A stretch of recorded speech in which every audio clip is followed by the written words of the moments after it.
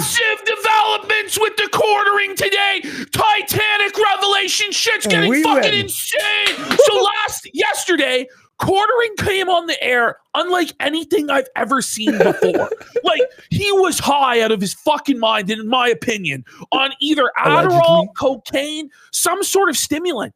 I couldn't explain it otherwise. He just starts screaming and ranting and raving. And like, he was actually able to put words together, like one after the other. It was like over. No, it's like for 20 or 30 minutes. It's like we were watching an actual show. He's just screaming about black people and just cursing out Charlemagne the God, cursing out, what's his name? Hotep Jesus. Now Hotep Jesus is demanding that quartering debate him. Quartering's ducking Hotep Jesus challenges. Owen Schroyer's now had to step in to felt Hotep Jesus and the black supremacist.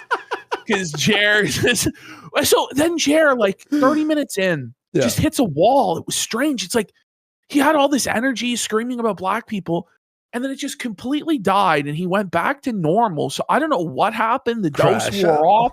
Some other pill kicked in. I don't know. Like he was fatigued. Tired. So, we're gonna get to that in a minute, right? So then all of his energy goes away, and then we enter what I call the coffee struggle session, where this is like some sort of communist party brainwashing session. It was 40 minutes at least. The entire show, the entire morning show on Thursday was this coffee struggle session. So he promised everybody there would be no coffee ads that day, and then he lied. He lied. And then he says, first of all, he goes, there will be no coffee ad today, and then immediately goes into a coffee ad. But he says it's not a coffee ad because he's just asking people to leave a review and not to buy the coffee. But then he's like, people are asking about the coffee. So then he went into like a 40-minute infomercial about the coffee. No. And every attribute of the coffee business, what it sells for, what his margins are. But it's doing well, right? It's going to be in Walmart? No, he admitted it's not going to be in Walmart.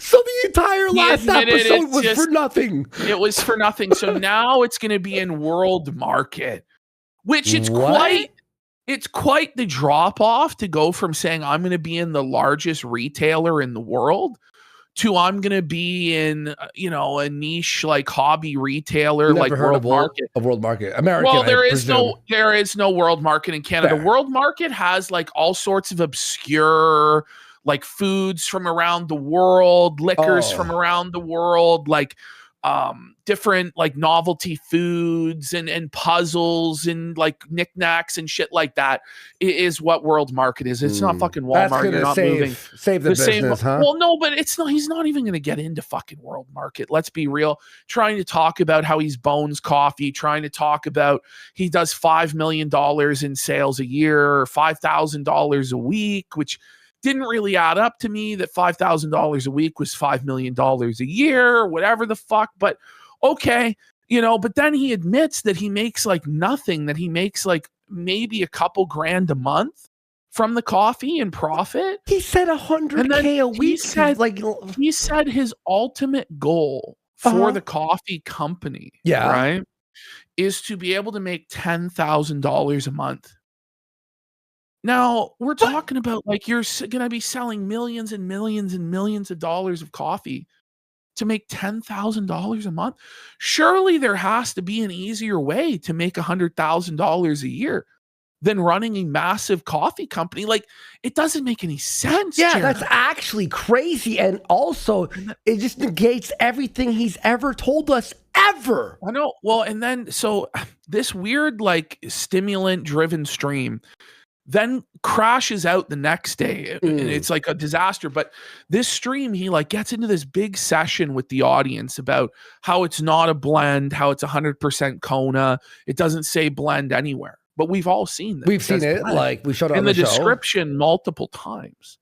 And he was just denying it, trying to gaslight everybody. Couldn't even find his own product description on Amazon. Finally, he finds it, and it does say blend. once again, the detractors were correct, Jer, you dumb fuck, and he has to admit that. Oh, bad faith, trolls, lying, and salty the yeah. whole time. He admits, okay, I could see why people say it's a blend, but it's 100% Kona. Sure, Jer. It's like the thing is though with Kona coffee, it's a distinct product category in Hawaii that has to follow very strict labeling guidelines, and whether it's 100% or it's a blend is very important. And when you start talking about blend with Kona coffee, everybody assumes then it's not 100% Kona because the ones that aren't have to be labeled blend. So you've got on one hand the title says 100% Kona, but then in the description it says blend. Well, in this particular product category, that's fucked. People don't know what the fuck they're buying. And then he gets hostile and angry when people ask also questions about what's going on. It's a fucking scam. Like, yeah, if you lie it is about a scam. And like this Misty Moshi lady fucking destroyed him on it. And he's coping. And so then he's like, okay, well, I'm going to alter the product description right now, guys. I'm going to change it to say 100%. That makes it not a scam now. But then his argument is that it makes it not dropship coffee because he can edit a product description. What? That doesn't make sense, Jeremy. Oh my God. It has nothing to do with the logistics of shipping it or whether you're buying it from somebody else or roasting it yourself, whether you can edit an Amazon product description. It makes no fucking sense. But this went on and on and on and on and on. And then he kept saying there'll be no more coffee ads. And then there would be another coffee ad. But isn't the very nature of talking about the coffee a coffee ad? Right, you know what I mean? Like, it's still a coffee ad if you're yapping about the coffee. Then he does like a legitimate coffee ad like 5 times. Wait, so he does 40 minutes talking about the coffee and then an ad for the coffee? So he did the 40-minute coffee struggle session. Then he said, okay, guys, I know we've been talking about the coffee for 40 minutes, but I have to do a coffee ad here. and it was twisted. It was fucking twisted. He's got like a new sponsor that might be the lamest sponsor I've ever seen in this episode as well. So then we get to today. We get to Friday. Yeah. I've honestly just skipped over like the Melanie Mac show sucked. It was so fucking It's really bad with her. Yeah, man. It was really boring. So we get to the Friday show and Quartering just starts off by saying he's tired about 30 times in a row. And he's just exhausted. He says he can't take it anymore, the stress of the job and how much he's having to work. And he has 65 shorts that he has to produce today alone. 65? Yeah, he said 65 shorts 20 per channel, right? Yeah, something like this, 20 shorts a day. I'm tired for him, dude. He's tired. He's tired.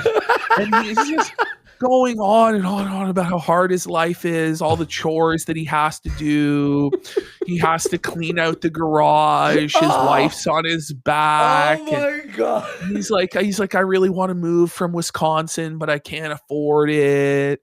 And then he's like blaming his mother for why he can't move because his mom is still alive. And he doesn't want to abandon his mom by moving to Florida to save taxes. What a piece of shit, mom. And then it's like, but you're making your mother feel like a burden by saying this shit. And then he says he goes, fine if he left, and then by the way. Mom, I know you're listening, and it's like I'm just using you as an excuse. And it's like, what? What do you mean? Like, but it's like defeats both. Like, you know what I mean? So now it's like, okay, so we know that it's just that you're poor. And that your mom is just an excuse. And it's like, that's a valid reason you don't want to leave your family members, Jer. But, it's like, don't tell us any of this. You don't have to tell us any of this. And by the way, he starts all of this off by saying, I overshare way too much. And people use it against me. But I need to overshare. And goes, and then he's going to be like, oh, why are they talking about this? I don't know. He later goes on to talk about how he's really worried. He's scared about the future of the coffee company. He should be. He's worried about the future of the YouTube algorithm and adjusting his channel to it. I'd be worried too. But then he's like, well, now it's better than ever. And like, it's like, how can you be worried, but also the views are better than ever?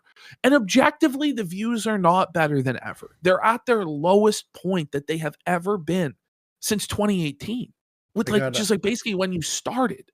So like I just don't know what to say, Jeremy. And like, it's this whole long like sob story. He even calls it a pity party.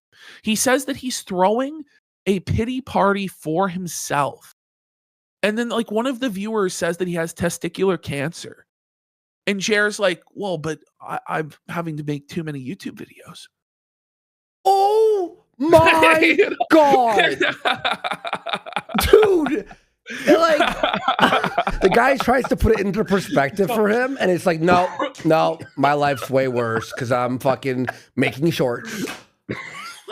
And I Jer said it with like, you know, he's kind of kidding, but I think he was like, but he's sad. Like he's sad as fuck, bro. You can see it in his eyes. Like he's just breaking down.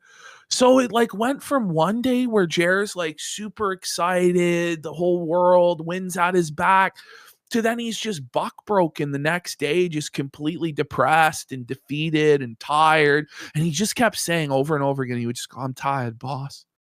I'm tired, boss. He actually did it. He goes, I'm tired, boss. So he's been watching the show because we say that all the time. Well, there was other things that he was taking from our show, like various phrases. I've noticed him taking your phrases or my phrases, and we're like, or like points that we make that are very specific that are like, come on.